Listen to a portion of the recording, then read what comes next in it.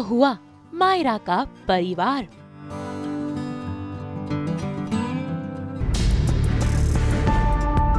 अभीरा ने लिया पोद्दार हाउस छोड़ने का फैसला। बनते बिगड़ते रिश्तों की कहानी।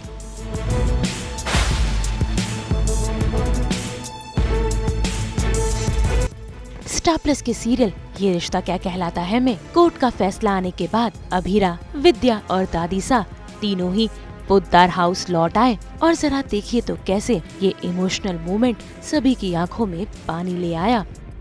और मनीषा ने अपनी इन घर की लक्ष्मियों का आरती से स्वागत किया। भाई ये लम्हा सभी के लिए काफी मुश्किल भरा रहा, क्योंकि जिस तरीके से दादीसा, विद्या और अभीरा को इस घर से धोखा देकर निकाला गया था, दादीसा, विद्या और अभीरा को उतनी ही इज्जत से घर पर वापस बुलाया गया है।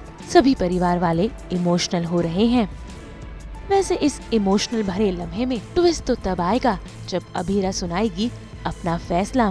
जी हाँ, अभीरा ने ये ठान लिया है कि वो पूकी यानी कि मायरा के साथ गोयनका हाउस ही रहेगी, क्योंकि ये घर अरमान से जुड़ा हुआ है और वो अरमान की किसी भी यादों के साथ रहना नहीं चाहती और सिर्फ अपनी बेटी के साथ इस 1 महीने को बिताकर उसका दिल जीतना चाहती है। हालांकि इस फैसले पर अरमान तो राजी नहीं है, लेकिन दादीसा और विद्या अभीरा का साथ दे रहे हैं। ऑफ कोर्स बहुत ज़्यादा सब कुछ चेंज हो जाएगा आई थिंक, बिकॉज गीतांजलि भी वापस आ गई है एंड अपेरेंटली उसको पूछ भी लिया है कि आप घर पे रह लो, क्योंकि अरमान भी रह रहा है, तो दादीसा मान जाती है उस चक्कर में। तो गृह प्रवेश हो रहा है एंड सब घर पे आ रहे हैं, बट अभीरा का माइंड अभी भी फुल्ली कन्विंस नहीं है। वो सोच चुकी है कि वो इस घर में नहीं रहना चाहती और उसने डिसाइड किया अभी सबके सामने कि वो जाके गोयनका हाउस में रहेगी मायरा के साथ।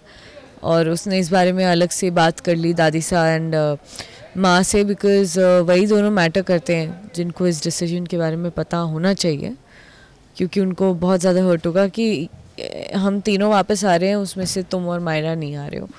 तो वो डिसाइड करती है कि हम लोग वहाँ रहेंगे अब, बट पोद्दार हाउस आते रहेंगे। भाई खुशी का मौका है और ऐसे में गीतांजलि पहुंच गई है पोद्दार परिवार, जहां पर गीतांजलि को देखकर मायरा ने अरमान से ये जिद कर ली कि कुछ दिनों के लिए गीतांजलि इसी घर में रहे। हालांकि पहले तो अरमान इस बात से राजी नहीं होता है, लेकिन दादी के कहने पर वो इस बात के लिए हामी भर देता है। तो सीन में वही है कि गृह प्रवेश होना नहीं था, बट हो रहा है समहाउ। उसके पीछे रीज़न है मायरा।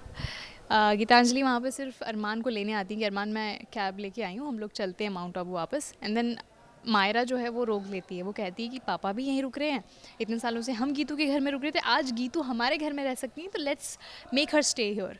एंड वो ज़िद करने लगती हैं, तो दादी भी और अरमान भी, अरमान तो इतने ज़्यादा मन से नहीं, बट दादी सा को लगता है कि इतने टाइम बाद खुशी आई है, सब एक साथ हुए हैं, तो इस दिन को ख़राब नहीं करते हैं और बच्ची को मना नहीं करती हैं। वो कहती हैं कि ठीक है, हम बच्चे का दिल नहीं दुखाना चाहते, तो गीतांजलि भी यहाँ कुछ दिन के लिए रह सकती है।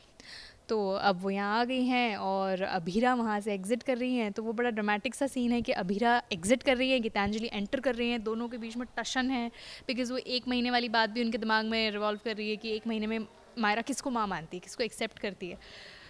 तो दैट्स दैट।